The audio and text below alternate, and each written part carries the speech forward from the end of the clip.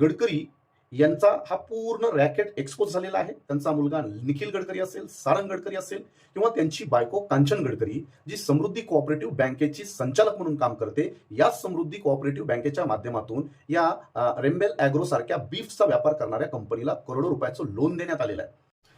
सर्वांना नमस्कार, जय भीम.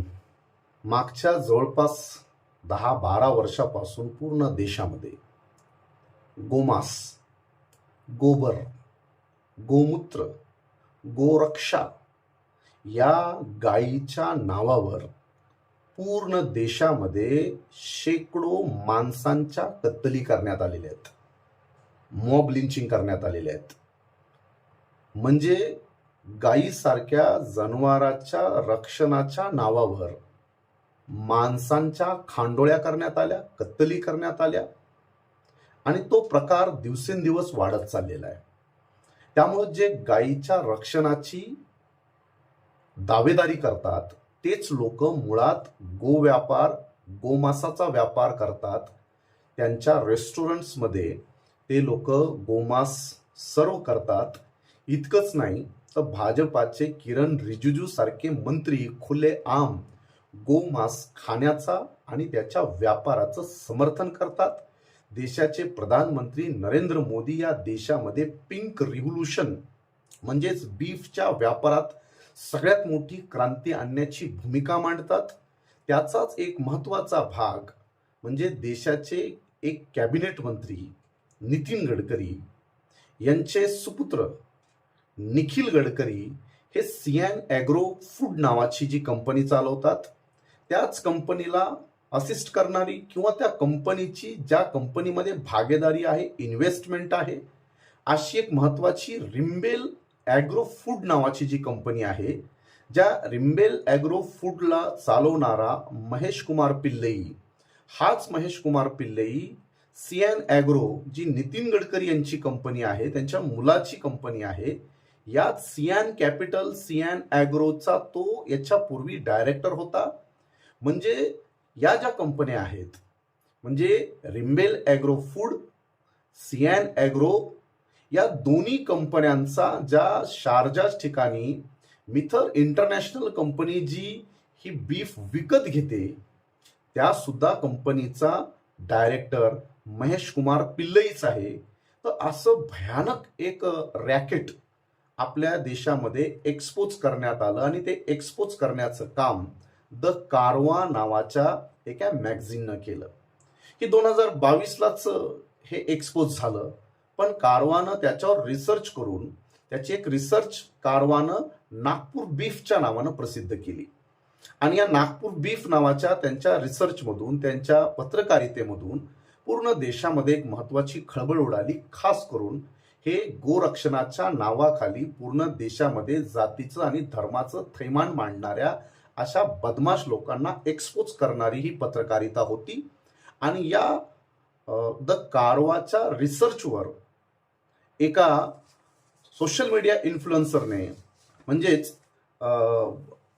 मुकेश मोहन, या मुकेश मोहन यांनी जो एक इन्फॉर्मेशनचा व्हिडिओ बनवला, त्या व्हिडिओ नंतर खुद्द नितीन गडकरी यांनी 50 कोटीच्या मानहानीचा दावा एका सोशल मीडिया इन्फ्लुएन्सरवर करणं हे या गोष्टीचा पुरावा आहे. या देशातले जे मेन स्ट्रीम मीडिया आहे, जी D2H द्वारे घराघरामध्ये दिसणारे जे TV चॅनल्स आहेत, ज्याला गोदी मीडिया म्हटलं जातं, हे सगळे चॅनल्स या प्रस्थापितांनी आपल्या ताब्यात घेतलेले आहेत. पण जो सोशल मीडिया आहे, जो यांच्या अनेक वर्षापासून अनेक प्रयत्न करून ताब्यात आलेला नाही, त्या सोशल मीडियामध्ये जर यांच्या बातम्या किंवा यांचं इंटरप्रिटेशन जरी केलं तरी अशा लोकांना 50 कोटीचा मानहानीचा खटला आणि वरून त्यांच्यावर क्रिमिनल FIR दाखल करणं हे या गोष्टीचा पुरावा आहे की ही सगळी माणसं आपलं देशातलं डेमोक्रेटिक जे आपल्या सगळ्यांना अधिकार आहेत, संविधानिक अधिकार आहेत, त्या सगळ्या अधिकारांना नेस्तनाबूत करण्याचा हा भयंकर प्रयत्न चालू आहे. त्यामुळं मुकेश मोहन यांच्यावर गुन्हा दाखल करण्याच्या अगोदर द कारवा, ज्या कारवा नावाच्या मॅगझिनवर मानहानीचा मुकदमा दाखल झालेला आहे, 50 कोटी त्यांच्यावरही दाखल केलेला आहे. पण कारवानं कुठेही याबद्दल खेद व्यक्त केलेला नाही. उलट कारवानं स्पष्ट सांगितलेलं आहे की आमची पत्रकारिता, आम्ही केलेलं रिसर्च आणि आम्ही दिलेली बातमी ही सत्य आहे आणि अजूनपर्यंत या बातमीवर कोणत्याही न्यायालयानं अजूनपर्यंत या बातमी संदर्भात कुठलेही ताशेरे ओढलेले नाहीत किंवा ही बातमी खोटी असल्याचं कुठल्याही न्यायालयानं अजूनपर्यंत सांगितलेलं नाही. म्हणून एका बाजूला गडकरी यांचा हा पूर्ण रॅकेट एक्सपोज झालेला आहे. त्यांचा मुलगा निखिल गडकरी असेल, सारंग गडकरी असेल किंवा त्यांची बायको कांचन गडकरी, जी समृद्धी कोऑपरेटिव्ह बँकेची संचालक म्हणून काम करते, या समृद्धी कोऑपरेटिव्ह बँकेच्या माध्यमातून या रेम्बेल ॲग्रो सारख्या बीफचा व्यापार करणाऱ्या कंपनीला करोडो रुपयाचं लोन देण्यात आलेलं आहे.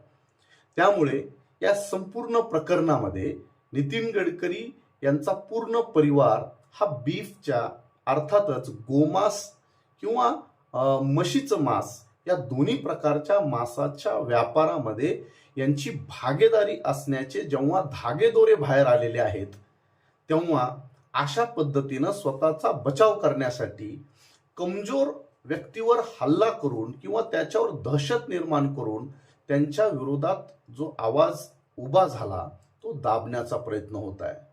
पण कारवा सारखी मॅगझिन काही दबत नाही, कारण कारवा सारख्या मॅगझिनवर यापूर्वी सुद्धा SR कंपनीने 250 कोटीच्या मानहानीचा दावा केलेला आहे. त्यामुळे कारवा त्या 250 कोटीच्या दावाला सुद्धा भीक घालत नाही. या कारवा सारख्या मॅगझिनवर यापूर्वी देशाचे सगळ्यात मोठे संरक्षणातले प्रमुख म्हटलं जातं अशा अजित डोवलचा मुलगा विवेक डोवल, हा विवेक डोवल याचा संबंध दाऊद इब्राहिमच्या डी कंपनीशी आहे, त्याच्यासोबत यांचे आर्थिक व्यवहार आहेत, अशा प्रकारचा दावा कारवाने यापूर्वीच केला होता आणि त्याचा खटला अजूनही कोर्टामध्ये सुरू आहे. त्यासोबतच कारवा सारख्या मॅगझिनने पुलवामा घटनेमध्ये जे 40 जवान शहीद झाले होते, ते सगळे जवान, बहुतांश जवान हे अनुसूचित जाती जमाती OBC मागासवर्गीय होते, हे सवर्ण नव्हते. या देशासाठी शहीद होणारे, या देशासाठी प्राण देणारे जवान हे SC ST OBC अर्थात बहुजन वंचित समाजाचे असतात. या संदर्भातलंही एक महत्वाचं रिसर्च कारवानं यापूर्वी बाहेर काढलं होतं.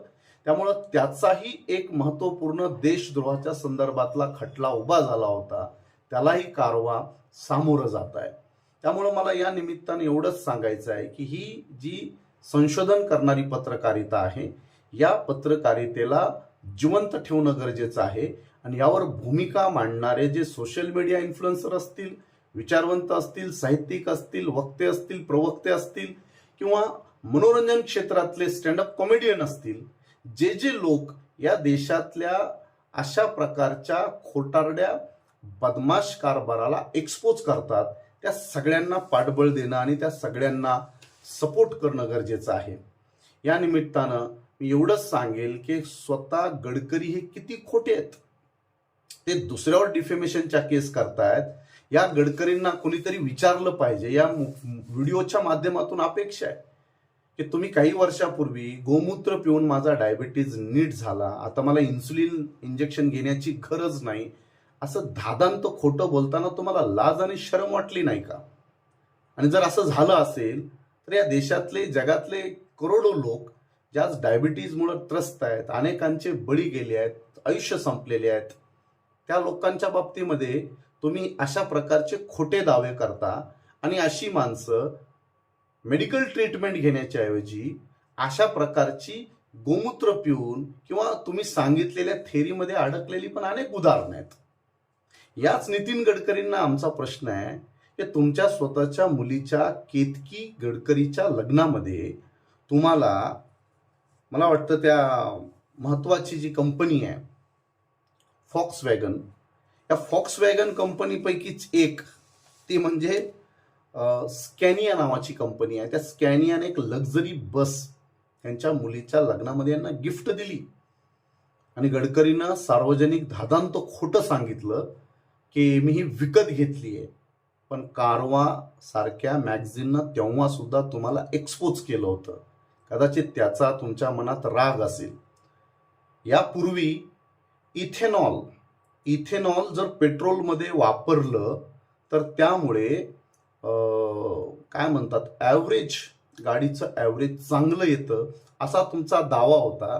आणि याचाच प्रचार करण्यासाठी तुम्ही या मुकेश मोहनला तुम्ही ऑफर पण केली होती आणि मोहननं तुमची ऑफर धुडकावली होती. तुम्ही याही बाबतीत खोटं बोललेलं आहात. जी तुम्ही इथेनॉलनं जे काही ॲव्हरेज चांगलं येतं किंवा जास्त येतं असा जो खोटा दावा करून तुमच्या स्वतःच्या इथेनॉलच्या कंपनीला ग्राहक वाढवण्याचं तुम्ही जे खोटेपणातून धंदा चालवला तो सुद्धा आता एक्सपोज झालेला आहे. आणि मुकेश मोहननं तुमची ही ॲडव्हर्टाईज करण्याला विरोध केला होता. त्याचा राग तुमच्या डोक्यात होता. त्याच्यातून सुद्धा तुम्ही मुकेश मोहन सारख्या इन्फ्लुएन्सरवर जी कारवाई केलेली आहे ज्याचा पूर्ण देशामध्ये जाहीर निषेध होत आहे. म्हणून मला वाटतं की स्वतः गडकरी तुम्ही किती खोटे आहात याचे अनेक पुरावे आहेत.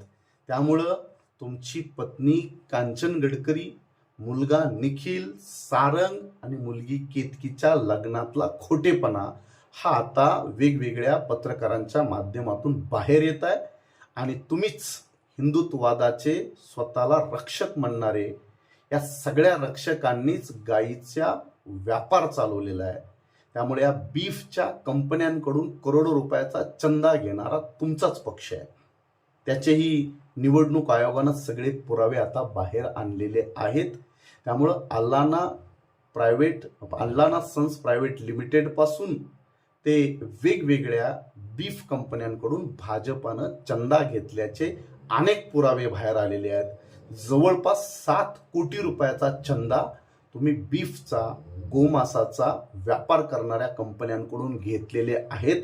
याची लाज आणि शरम बाळगा आणि या देशाला गायीच्या नावावर, हिंदू मुस्लिमांच्या नावावर लोकांमध्ये वाद घालणं आणि लोकांमध्ये दंगली घडवून आणणं हा धंदा बंद करा. या व्हिडिओच्या माध्यमातून या सगळ्या बदमाश लोकांना एक्सपोज करणं गरजेचं आहे.